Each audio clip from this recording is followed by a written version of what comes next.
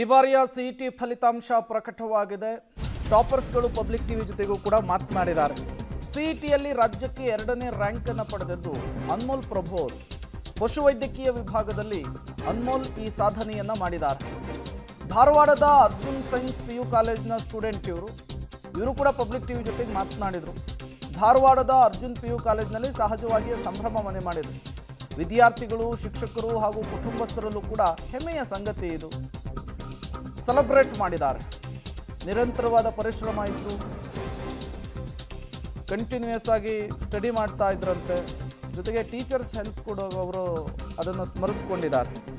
ಧಾರವಾಡದ ಅರ್ಜುನ್ PU ಕಾಲೇಜಿನ ವಿದ್ಯಾರ್ಥಿ ಪಶು ವೈದ್ಯಕೀಯದಲ್ಲಿ ಸಿಇಟಿಯಲ್ಲಿ ಟಾಪರ್ ಆಗಿರುವಂಥದ್ದು. ಸಂಭ್ರಮ ಸಡಗರ ಜೋರಾಗಿದೆ ಕಾಲೇಜಿನಲ್ಲಿ. ಒಂದು ಕಡೆ ಪೇರೆಂಟ್ಸ್ನಲ್ಲೂ ಕೂಡ ಸೆಲೆಬ್ರೇಷನ್ ಮೂಡ್ನಲ್ಲಿ ಇರುವಂಥದ್ದು. ಸ್ವೀಟ್ಸ್ ಅನ್ನು ಸೆಲೆಬ್ರೇಟ್ ಮಾಡ್ತಾ ಇದ್ದಾರೆ. ಡಾಕ್ಟರ್ ಮಗ ಸರ್ ಹಾಗೆ ಡಾಕ್ಟರ್ ಮಗ ಅಲ್ಲ, ಹಿಂಗೆ ಸ್ವಲ್ಪ ಹೆಲ್ತ್ ಬಗ್ಗೆ ಒಂದು 15-20 ಹುಡುಗರು ನಿಂದಿಸಿ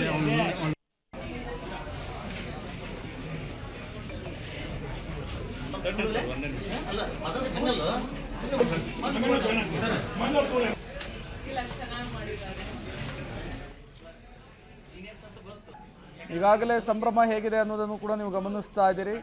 ಸಿಇಟಿ ರಿಸಲ್ಟ್ ಹೊರಬರ್ತಾ ಇದ್ದ ಹಾಗೆ ಟಾಪರ್ಸ್ಗಳು ಸಿಹಿಯನ್ನು ಹಂಚಿ ಸಂಭ್ರಮಿಸಿದ್ದಾರೆ.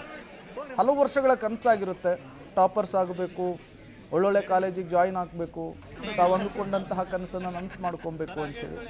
ಅದಕ್ಕೆ ತಕ್ಕಂಥ ಹಾರ್ಡ್ ವರ್ಕನ್ನು ಕೂಡ ವಿದ್ಯಾರ್ಥಿಗಳು ಮಾಡಿರ್ತಾರೆ. ಇವತ್ತು ಅದಕ್ಕೆ ಫಲ ಸಿಕ್ಕಿರುವಂಥದ್ದು.